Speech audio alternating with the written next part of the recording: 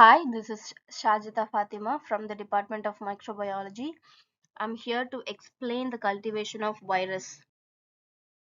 Virus are obligate intracellular parasites which cannot be grown in any other culture medium, like how bacteria and fungal cultures grow. The cultivation of virus includes several techniques, which has animal inoculation, egg embryonated, tissue culture. Coming to the animal inoculation, it has been the earliest method for the cultivation of viruses. So here the human volunteers are being used. Reed and colleagues in the year of 1900 used human volunteers on their work on yellow fever. Due to the serious risk involved in human volunteers, the process has been dropped out. Next comes the monkeys, which has been used for the isolation of poliovirus by Lansteen and Popper in the year of 1909. Due to the risk of handling monkeys, the usage of monkeys on viral cultivation has been limited in the field of virology.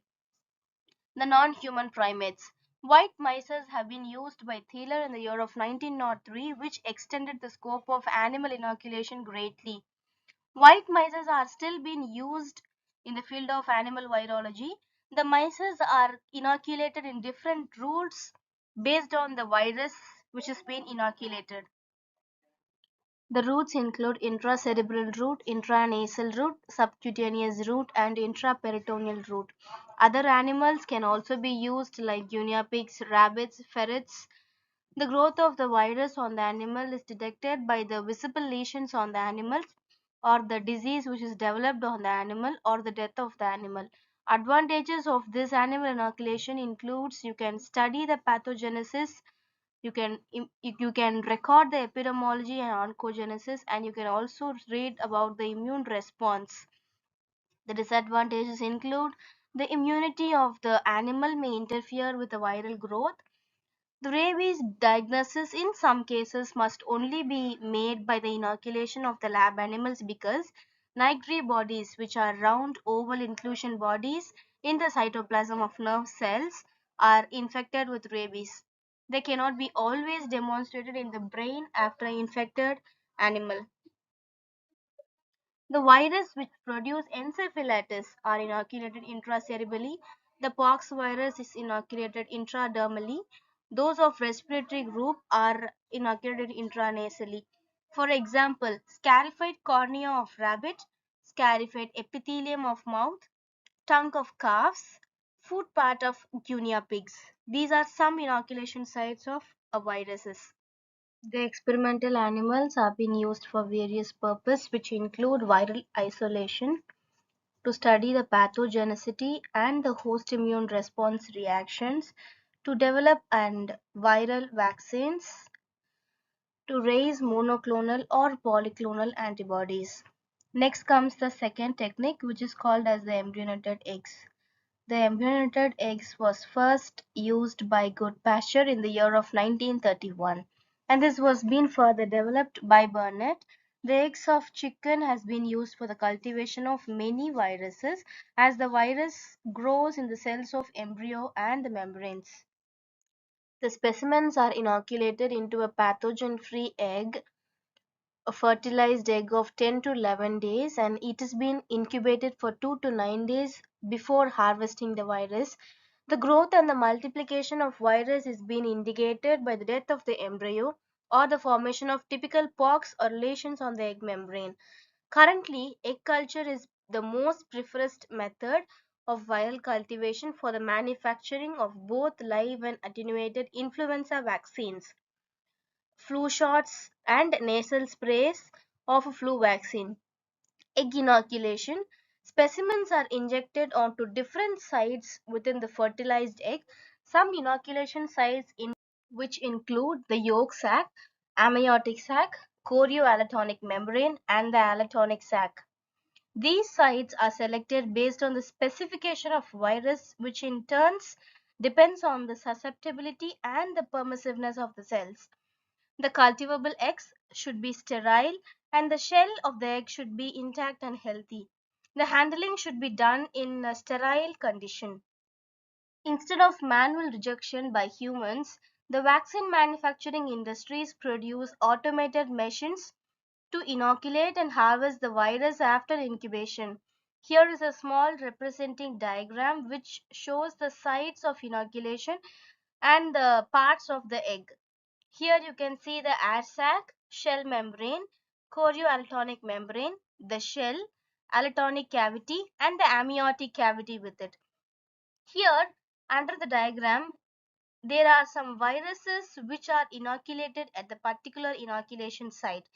First comes the altonic inoculation, where the viruses like influenza virus, mumps virus, Newcastle disease virus, avian adenovirus had been inoculated.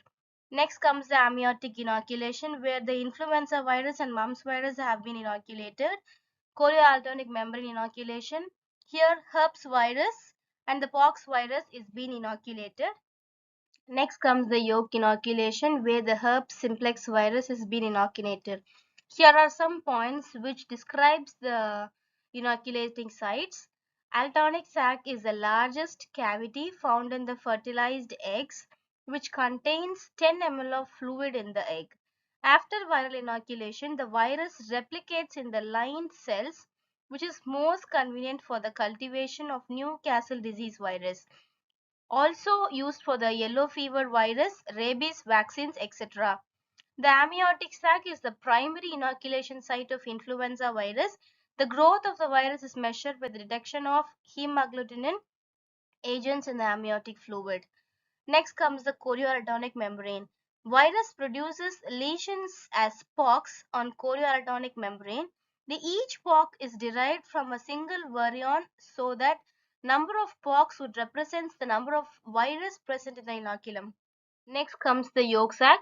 Yolk sac is the convenient place of inoculating the arbovirus and some obligate intracellular bacteria. The growth of the encephalitis virus results in the death of the embryo. Advantages of egg inoculation include the eggs are free from bacteria and many latent viruses. Eggs have no developed immunological functions. They are easily available, less cost, they are easy to maintain, and less labor is employed because of automated machines in vaccine producing industries. Next comes the tissue culture. Tissue culture in the virology is being achieved by Stirrant and colleagues in the year of 1913, who maintained the vaccinia virus in the fragments of rabbit cornea. Maitland in the year of 1928 tested the chopped tissues in the nutrient media for the cultivation of vaccinia virus. The major obstacle was the presence of the bacterial contamination, which is being prevented by the use of antibiotics later. Tissue culture became a routine laboratory method. The important turning point was the demonstration of Enders and Wellers and Robbins in the year of 1949 that poliovirus can be grown in the tissue culture of a non-neutral regions, which is the neurotrophic viruses. There are three types of tissue cultures, which include organ culture, explant culture, and the cell culture. Organ culture. Organ culture is employed through a small bits of organs. Those can be maintained in vitro for days and weeks without their change in the architecture and their function. Organ culture is most useful for the cultivation of highly specialized parasites and virus of the organs. It is also used for the isolation of these organ viruses. For example, tracheal ring organ culture is used for the isolation of coronavirus, which is basically a respiratory pathogen. Explant culture. The explant culture, the fragments of mixed tissues can be grown as explants embedded in the plasma clots. They can also be cultivated in the suspension. This is originally called as tissue culture. Adenoid tissue explant used for the isolation of adenoviruses. Cell culture, routinely employed for the growth of viruses. Tissues are dissociated into components of the cells by the action of proteolytic enzymes, which is the trypsin and the mechanical shaking. The cells are washed, counted, and suspended in the growth medium. The essential constituents of the growth medium include essential amino acids, vitamins, salt, glucose, buffering system, which is the bicarbonate in equilibrium containing 5% of carbon dioxide, supplemented with 5% of fetal calf serum. The antibiotics used is to prevent the bacterial contamination. The phenol red is used as the indicator. Most cell types multiply within 24 to 48 hours of division time. Dispensed in tubes or the petri dishes, the cells attached to the glass surface on the incubation. The cells divide to form a confluent monolayer sheets of the cells covering the surface within a week. Cell culture tubes may be incubated in a sloped position to provide better aeration for the organism growing inside. Based on the origin, chromosomal characters, and number of generations through which they can be maintained, the cells have been classified into three types.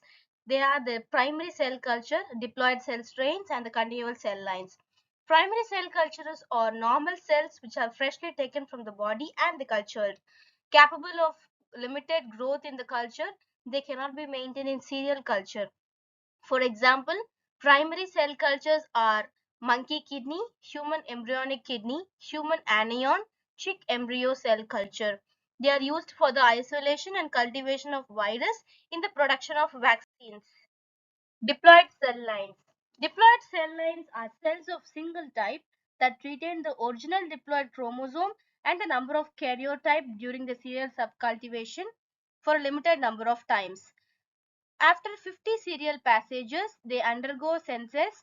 Diploid strains developed from the human fibroblast are susceptible to wide range of human viruses and are very useful for the inoculation and isolation of some fastidious pathogens.